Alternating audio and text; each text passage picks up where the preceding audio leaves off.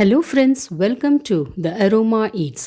இன்னைக்கு நம்ம சேனலில் ஒரு சூப்பரான ஸ்நாக்ஸ் ரெசிபி தான் பார்க்க போகிறோம். அது என்னன்னு பார்த்தீங்கன்னா பிரெட் ரோல். இது பார்த்தீங்கன்னா உள்ளார சாஃப்டாகவும் வெளியில் வந்து கிறிஸ்பியாகவும் இருக்கும். இது குழந்தைங்கள்லேருந்து பெரியவங்க வரைக்கும் எல்லாருக்கும் வந்து ரொம்ப பிடிக்கும். இந்த ஸ்நாக்ஸ் செய்கிறதுக்கு ரொம்ப டைம் எடுக்காது. மேக்ஸிமம் பார்த்தீங்கன்னா 10 to 15 மினிட்ஸ் தான் ஆகும். இந்த ரெசிபி ஸ்டார்ட் பண்ணுறதுக்கு முன்னாடி நம்ம சேனலை இது வரைக்கும் சப்ஸ்கிரைப் பண்ணாதவங்க சப்ஸ்கிரைப் பண்ணிக்கோங்க. பெல் ஐக்கானையும் கிளிக் பண்ணிக்கோங்க.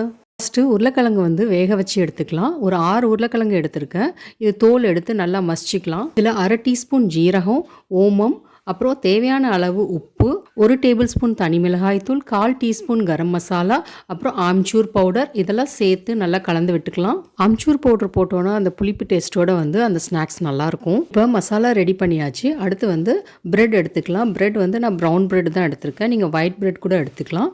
இதோட கார்னர்ஸ் எல்லாம் வந்து கட் பண்ணி எடுத்துக்கலாம். அப்போ தான் வந்து நம்ம பைண்டிங்க்கு வந்து நல்லாயிருக்கும்.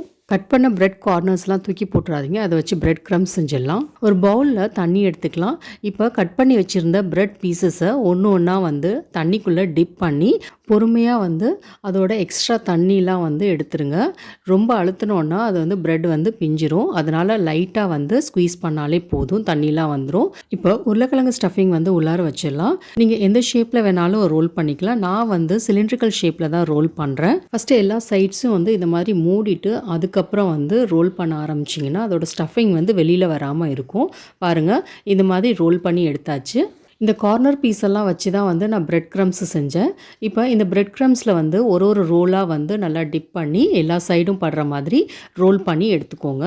இதே மாதிரி எல்லா பிரெட் ரோல்ஸையும் வந்து ரெடி பண்ணி வச்சுக்கோங்க. இப்போ ஃப்ரை பண்ணிடலாம். ஒரு பேனில் தேவையான அளவு எண்ணெய் ஊற்றி நல்லா சூடு பண்ணிக்கோங்க. சூடு பண்ணிவிட்டு இப்போ ஒரு பிரெட் ரோலாக போட்டு நல்லா கோல்டன் ப்ரௌன் ஆகிற வரைக்கும் ஃப்ரை பண்ணி எடுத்துக்கோங்க. நடுவில் வந்து திருப்பி விட்டுக்கலாம். ஃப்ளேம் வந்து மீடியம்லேயே இருக்கட்டும். அப்போ தான் வந்து பிரெட் ரோல்ஸ்லாம் வந்து ஈவனாக வந்து ஃப்ரை ஆகும். இப்போ ரோல்ஸோட கலர் வந்து சேஞ்ச் ஆக ஆரம்பிச்சிருச்சு. கோல்டன் ப்ரௌன் ஆகுது. அதுவும் வந்து நல்லா கிறிஸ்பியாக ஆகிற வரைக்கும் வச்சுருந்தீங்கன்னா இன்னும் ரொம்ப டேஸ்ட்டாக இருக்கும். இந்த ஸ்டேஜில் வந்து எடுத்து டிஷ்யூ பேப்பர்ல வச்சிடலாம். இதே மாதிரி எல்லா பிரெட் ரோல்ஸையும் வந்து ஃப்ரை பண்ணி எடுத்துக்கோங்க. இது கிரீன் சட்னி இல்லைனா வந்து டொமேட்டோ கெச்சப்போட வந்து ரொம்ப நல்லா இருக்கும். சுவையான பிரெட் ரோல்ஸ் ரெடி.